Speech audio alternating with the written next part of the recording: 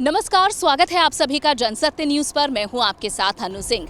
आज देश अपना 74वां स्वतंत्रता दिवस मना रहा है। आज जिस आज़ाद हवा में हम सांस ले रहे हैं, न जाने कितने वीरों ने इसके लिए शहादत दी है।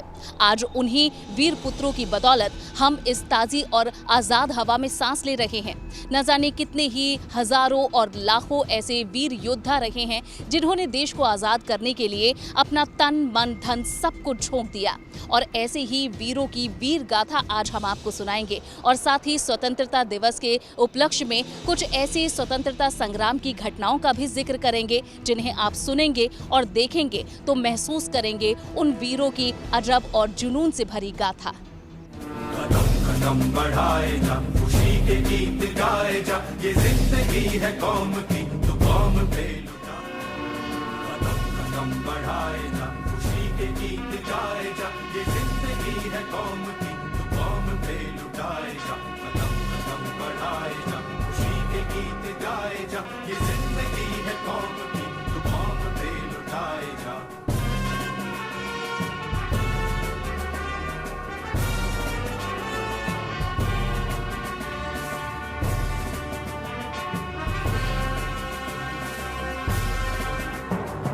शेरे हिंद आगे बढ़, मरने से फिर भी तू न डर, उड़ा के दुश्मनों का सर।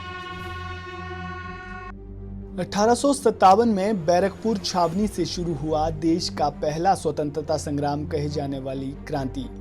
इस क्रांति के सूत्रधार थे मंगल पांडे, जिन्हें फिरंगियों ने फांसी की सजा दे दी थी। लेकिन अंग्रेजों की क्रूरता की हद तो तब हो गई जब जलियांवाला बाग में 15,000 से 16,000 के बीच शांति सभा के लिए इकट्ठे हुए सिखों पर फायरिंग के आदेश दिए और करीब 1,000 सिख इस कांड में शहीद हो गए थे। लेकिन इस घटना ने एक वीर को जन्म दिया। वो थे शहीद भगत सिंह, जिन्होंने अंग्रेजों का जीना मुश्किल कर दिया था। उनकी ऐसी ही एक घटना थी असेंबली में बम फेंकना, और मकसद था ब्रिटेन में बैठे अंग्रेजों को भारतीयों की ताकत का एहसास कराना।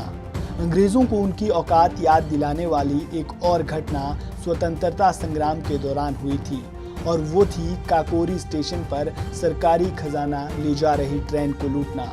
इस घटना को अंजाम दिया था भारत मां के वीर सपूत चंद्रशेखर आजाद, राम प्रसाद बिस्मिल और अशफाक उल्लाह खान ने। देश को आज़ाद कराने के लिए देश में जगह जगह आंदोलन चल रहे थे। ऐसा ही एक आंदोलन महात्मा गांधी के नेतृत्व में चल रहा था, और वो था विदेशी वस्तुओं का त्याग करना। इसी के चलते चोरी चोरा जैसा कांड हुआ। देश को आज़ादी दिलाने के लिए ही आज़ाद हिंद फौज का गठन किया गया था। देश को आज़ाद कराने के लिए अनेक वीरों ने अपने प्राण न्यौछावर कर दिए थे। तब जाकर हमारा देश 15 अगस्त 1947 को आज़ाद हुआ।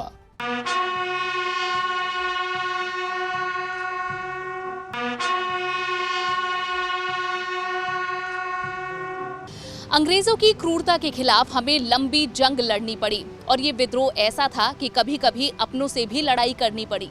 चोरी चोरा विद्रोह ऐसी ही एक घटना है। कैसे हुई ये घटना, कैसे इसे अंजाम दिया गया, आइए देखते हैं। साल 1922 में हुए चौरी चौरा विद्रोह ने ब्रिटिश हुकूमत को हिलाकर रख दिया था। पुलिस ज्यादती से दुखी क्रांतिकारियों ने चौरी चौरा थाने में आग लगा दी थी। उस समय चौरी चौरा विदेशी कपड़ों के साथ अन्य विदेशी वस्तुओं की बड़ी मंडी था, और इसी मंडी को ब्रिटिश पुलिस की सुरक्षा मिली हुई थी। उधर देश के स्वदेशी वस्तुओं के उपयोग को लेकर पूरे भारत में महात्मा गांधी के नेतृत्व में जगह जगह आंदोलन चल रहे थे। इसी के चलते देशवासी ब्रिटिश उपाधियों, सरकारी स्कूलों और वस्तुओं का त्याग कर रहे थे। जगह जगह विदेशी शराब, विदेशी कपड़े और भी कई तरह की विदेशी वस्तुओं की होली जलाई जा रही थी। 2 फरवरी 1922 को आंदोलनकारियों के 2 नेताओं को पुलिस ने गिरफ्तार कर लिया था, जिसके विरोध में 4 फरवरी को करीब 3,000 आंदोलनकारियों ने थाने के सामने प्रदर्शन किया और ब्रिटिश हुकूमत के खिलाफ नारेबाजी की। इसे रोकने के लिए पुलिस ने पहले तो हवाई फायरिंग की, लेकिन सत्याग्रहियों पर इसका असर नहीं हुआ। फिर पुलिस ने सत्याग्रहियों पर सीधे फायरिंग शुरू कर दी। इस फायरिंग में 3 लोगों की मौत हो गई, जबकि कई क्रांतिकारी गंभीर रूप से घायल हो गए। इसी बीच पुलिस की गोलियां खत्म हो गई और वे थाने में जाकर छिप गए। आक्रोशित क्रांतिकारियों ने थाने में आग लगा दी। इस घटना में दरोगा समेत करीब 23 पुलिसकर्मी जलकर मर गए। इस घटना में 222 लोगों को आरोपी बनाया गया था, जिसमें से 19 को 2 जुलाई 1923 को फांसी की सजा हुई थी और महात्मा गांधी को भी इस घटना के बाद असहयोग आंदोलन को रोकना पड़ा।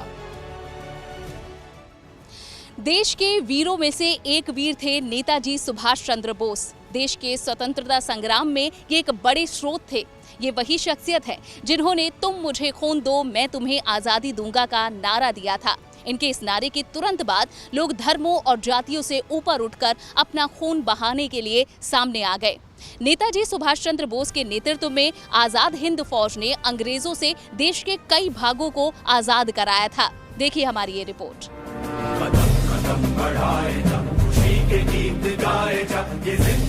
कदम कदम बढ़ाए जा, खुशी के गीत गाए जा। ये वही गाना है जिसे गुनगुनाते हुए जापानी सैनिकों के साथ आजाद हिंद फौज रंगून, जो कि आज यांगून देश है, से होती हुई थल मार्ग से भारत की ओर बढ़ी और 18 मार्च सन 1944 को कोहिमा और इम्फाल के भारतीय मैदानी क्षेत्रों में पहुंचे और आज़ाद हिंद फौज की सहायता से सुभाष चंद्र बोस ने भारत के अंडमान निकोबार द्वीप समूह, नागालैंड और मणिपुर में आज़ादी का झंडा लहराया। लेकिन जर्मनी और जापान की द्वितीय विश्व युद्ध में हार के बाद आज़ाद हिंद फौज को पीछे हटना पड़ा, लेकिन उनकी बहादुरी और हिम्मत यादगार बन गई। सन 1942 ईस्वी को जापान की राजधानी टोक्यो में रह रहे भारतीय रास बिहारी बोस ने कैप्टन मोहन सिंह के सहयोग से इंडियन नेशनल आर्मी का गठन किया था। उधर सुभाष चंद्र बोस के अंदर राष्ट्रीय भावना इतनी जटिल थी कि उन्होंने भारत को आज़ाद कराने के लिए देश छोड़ने का फैसला किया था और वे जर्मन चले गए और उन्होंने इंडियन नेशनल आर्मी यानी कि आज़ाद हिंद फौज की कमान संभाली। सुभाष चंद्र बोस ने एक नारे के जरिए देशवासियों से देश के लिए कुछ कर गुजरने का आह्वान किया था और वो नारा था, तुम मुझे खून दो मैं तुम्हें आज़ादी दूंगा। इस एक नारे पर पूरा हिंदुस्तान उठ खड़ा हो गया था। ये नारा आज भी हम भारतीयों में देशभक्ति का जज्बा भर देता है। भारतीयों में ऐसा विश्वास करते हैं कि भारत को आज़ादी आज़ाद हिंद फौज के सिपाहियों की बलिदानों के बाद मिली है। ऐसा माना जाता है कि 18 अगस्त 1945 को उनकी मृत्यु एक विमान दुर्घटना में हो गई, लेकिन आज तक नेताजी की मौत का कोई सबूत नहीं मिला। आज तक लोगों में विश्वास था कि फैजाबाद के गुमनामी बाबा के रूप में वे जिंदा थे।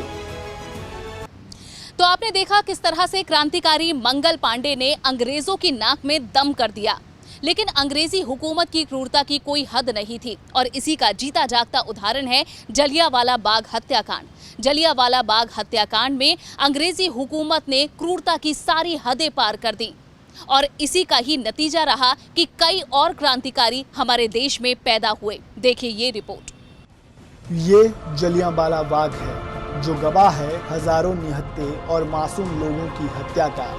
गवाह है ये ईंट की बनी ऊंची ऊंची दीवारें जो बाग के चारों ओर बनी हैं और गवाह है ये कुआं।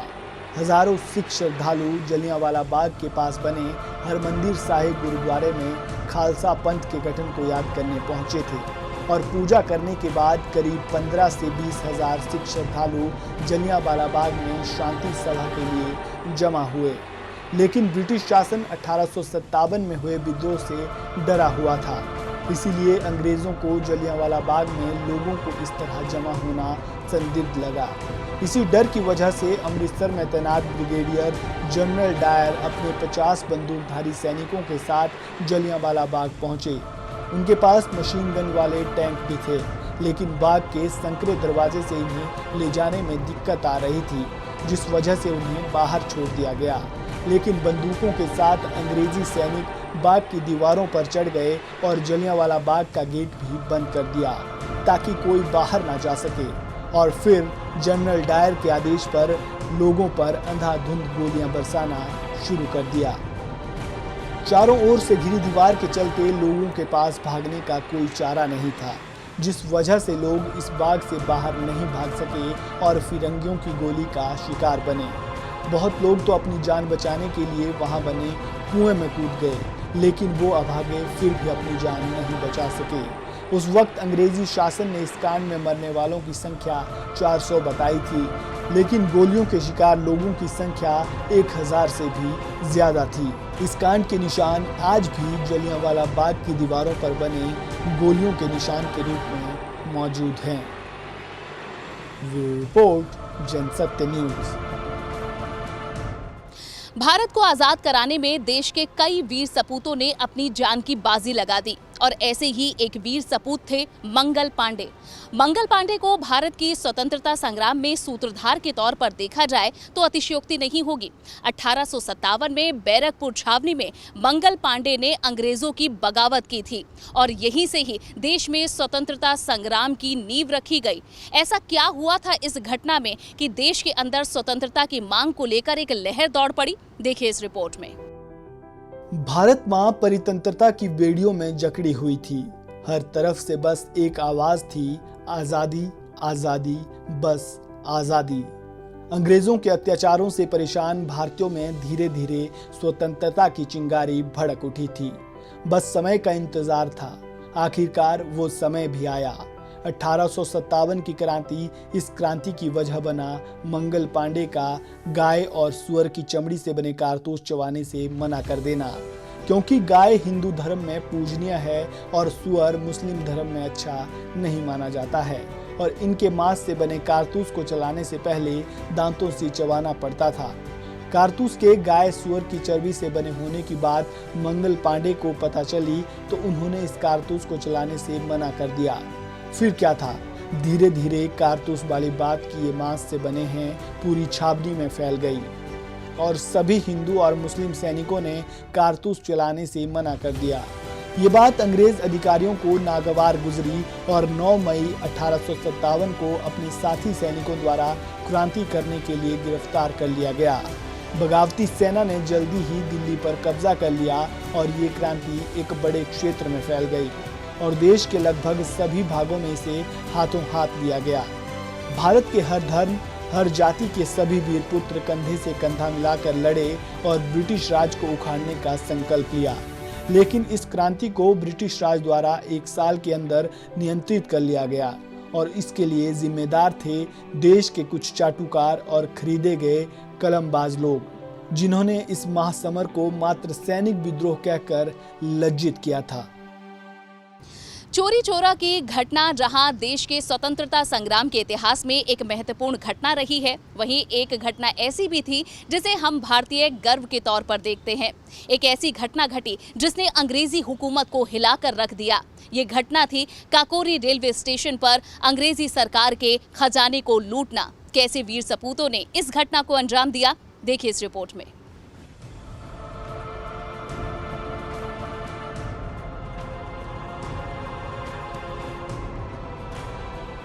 तारीख 9 अगस्त 1925।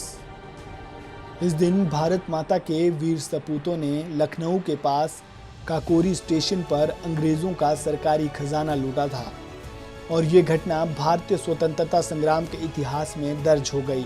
साल 1925 तारीख 9 अगस्त को काकोरी स्टेशन से 8 down Saharanpur Lucknow passenger train देश का खजाना अंग्रेजों के लिए ले जा रहा था। इस बात की सूचना राम प्रसाद बिस्मिल, चंद्रशेखर आजाद, अशफाक उल्ला खां, रोशन सिंह और राजेंद्र प्रसाद लाहिड़ी को लग गई। देश को आज़ाद कराने के लिए क्रांतिकारियों के पास हथियार नहीं थे और हथियार खरीदने के लिए पैसों की भी कमी थी। कहते हैं जब बात देश की हो तो सब जायज़ है। सब ने मिलकर ब्रिटिश सरकार का खजाना लूट लेने की योजना बनाई।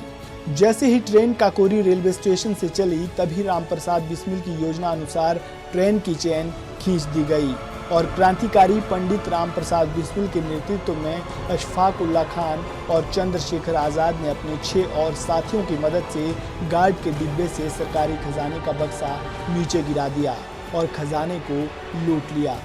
भले ही आज काकोरी कांड को 91 साल हो गए हों, लेकिन आज भी उस समय के निशान काकोरी में जिंदा है। जैसे ही 15 अगस्त नजदीक आने लगता है, इन क्रांतिकारियों के जज्बे जहन में आ ही जाते हैं। देश को आज़ाद करवाने के लिए इन सभी क्रांतिकारियों को देश सर झुककर सलाम करता है। 13 अप्रैल 1919 को जलियांवाला बाग हत्याकांड ने भगत सिंह के बालमन पर बड़ा गहरा प्रभाव डाला था। भगत सिंह का मन इस अमानवीय घटना को देखकर पहले से ही विचलित था। फिर जब वो बड़े हुए तो अंग्रेजों के मजदूरों और देशवासियों के प्रति अत्याचार से उनका मन और भी विचलित हो गया। उधर अंग्रेज भारत में शासन करने के लिए मजदूर विरोधी नीतियों को ब्रिटिश संसद में एक के बाद एक ऐसी नीतियां पारित कर रहे थे जिनसे भारतीयों का दमन हो सके। भगत सिंह ने चंद्रशेखर आज़ाद के साथ मिलकर एक क्रांतिकारी संगठन बनाया और तय हुआ कि ब्रिटेन में बैठे अंग्रेजों को पता चलना चाहिए कि हिंदुस्तानी जाग चुके हैं और उनके हृदय में ऐसी नीतियों के प्रति आक्रोश है, गुस्सा है। ऐसा करने के लिए उन्होंने दिल्ली की केंद्रीय असेंबली में बम फेंकने की योजना बनाई। सर्वसम्मति से भगत सिंह बटुकेश्वर दत्त का नाम चुना गया और 8 अप्रैल 1929 को केंद्रीय असेंबली में इन दोनों ने एक ऐसी जगह पर बम फेंका जहां कोई मौजूद ना था, ताकि किसी को चोट ना लग सके। पूरा हॉल धुएं से भर गया था। भगत सिंह चाहते तो भाग भी सकते थे, उन्होंने भागने से मना कर दिया और वहीं खड़े रहकर बम फटने के बाद उन्होंने इंकलाब जिंदाबाद, साम्राज्यवाद मुर्दाबाद का नारा लगाया और अपने साथ लाए हुए पर्चे हवा में उछाल दिए। इसके कुछ ही देर बाद पुलिस आ गई और दोनों को गिरफ्तार कर लिया गया। भगत सिंह असेंबली में बम फेंकने की घटना से तो बरी हो गए थे, लेकिन लाहौर षड्यंत्र मामले में भगत सिंह, सुखदेव और राजगुरु को फांसी की सजा सुनाई गई और बटुकेश्वर दत्त को आजीवन कारावास दिया गया। भगत सिंह को 23 मार्च 1931 की शाम 7 बजे सुखदेव और राजगुरु के साथ फांसी पर लटका दिया गया। तीनों ने हंसते हंसते अपना जीवन हमारे लिए और इस देश के लिए बलिदान कर दिया। Bureau report, Jansatya news. न जाने कितने घर बर्बाद हुए, कितने जीवन उजड़ गए, कितना कष्ट क्रांतिकारियों ने सहा, तब जाकर यह दिन हमें नसीब हुआ है जिसे हम अपना स्वाधीनता दिवस कहते हैं। इसकी कदर कीजिए। मैं पवन सिन्हा, अध्यात्म पथ का एक छोटा सा पथिक और एक शिक्षक, इस महान दिवस की जनसत्य न्यूज के सभी दर्शकों को बहुत शुभकामनाएं देता हूं। प्रभु करे आप हम सब इस लायक बने कि अपने देश को पुनः विश्व गुरु बना सके। भारत माता की जय।